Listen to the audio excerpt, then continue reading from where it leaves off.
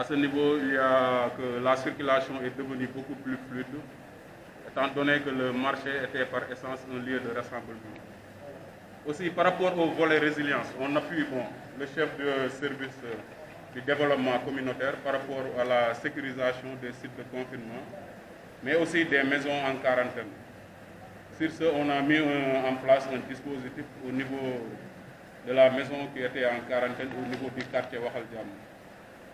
Donc par rapport au Lumo aussi, Madame le Préfet, là aussi j'aimerais appeler votre attention.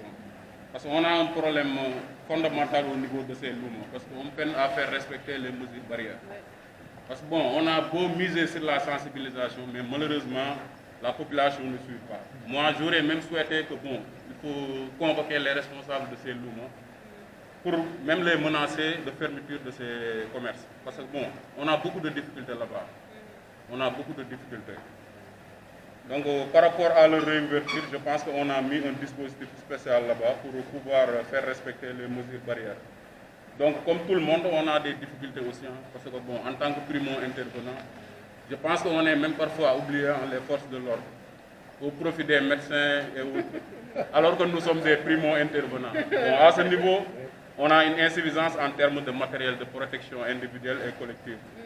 Mais globalement aussi, je tenais à souligner que la population de Bambey adhère, surtout par rapport au port de masque. Là, on a constaté une amélioration. Juste, on a quelques réticences qui sont souvent le fait. Si vous les sensibilisez, ils adhèrent automatiquement. Donc, à ce niveau, je pense que on n'a pas beaucoup de difficultés. Je pense que c'est dire que les populations ont plus conscience en réalité du danger qui les guette par rapport à ce niveau.